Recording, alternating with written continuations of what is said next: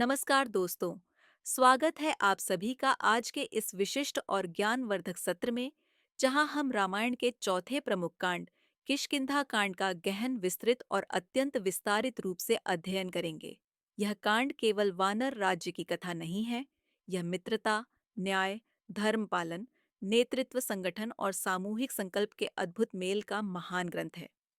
सीता के अपहरण के बाद राम और लक्ष्मण दुख से व्याकुल होकर सघन वनों में भटकते हुए अपनी खोज जारी रखते हैं। वे निराश भी होते हैं और चिंतित भी, परंतु कभी अपने उद्देश्य और धर्म से डगमगाते नहीं।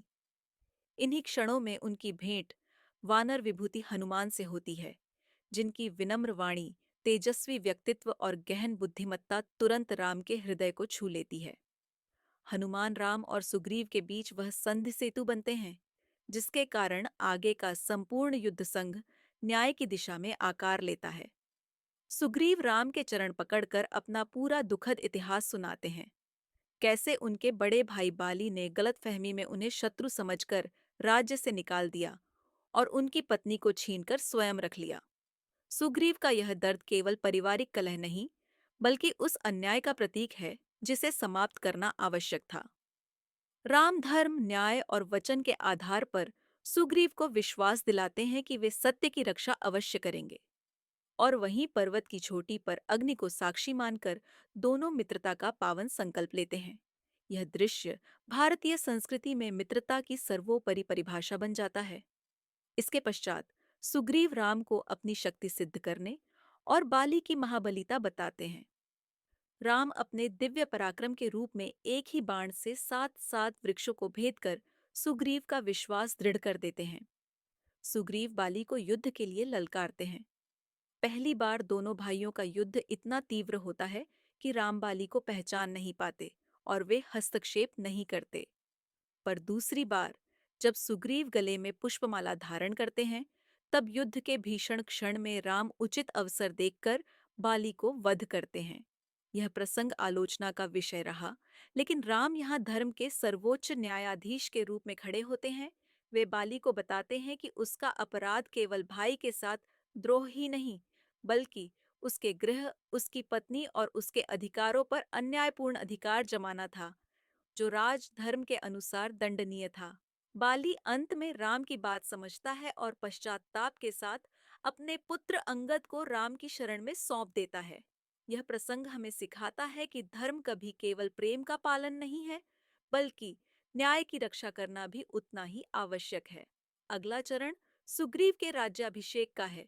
किष्किंधा नगर उत्सव से भर उठता है, परंतु राम और लक्ष्मण पर्वत की गुफाओं में वर्षा ऋतु बीतने की प्रतीक्षा करते हैं। सुग्रीव नई प्राप्त सत्ता में कुछ समय के लिए अपने कर्तव्यों से विचलित होते हैं, और तब लक्ष्मण क्रोध में प्रचंड रूप धारण कर किष्किंधा पहुंचते हैं।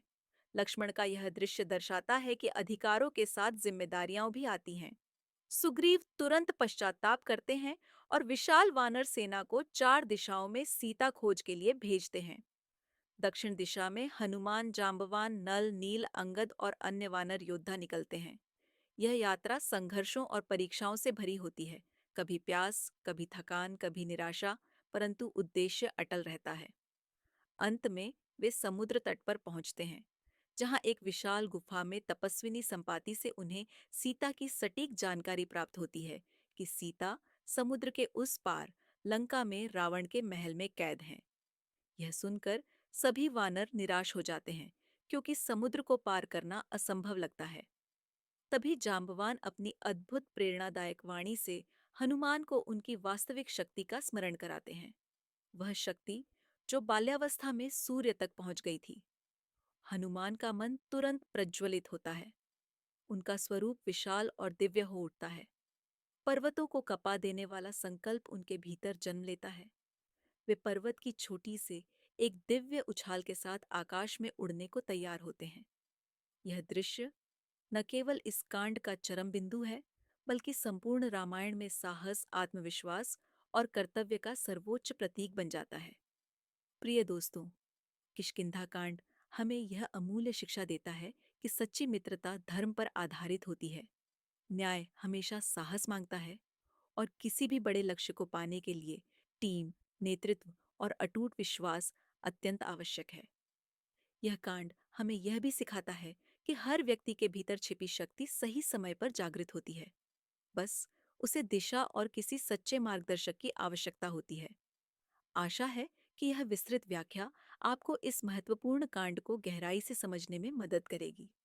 यदि आपको यह अध्याय पसंद आया हो, तो इस वीडियो को लाइक करें, शेयर करें और चैनल को सब्सक्राइब करके जुड़े रहें, ताकि हम सुंदरकांड की महाशक्तिशाली यात्रा और आगे के नयनाभिराम प्रसंगों का भी अध्ययन साथ-साथ कर सकें। मिलते हैं अगले अध्याय में।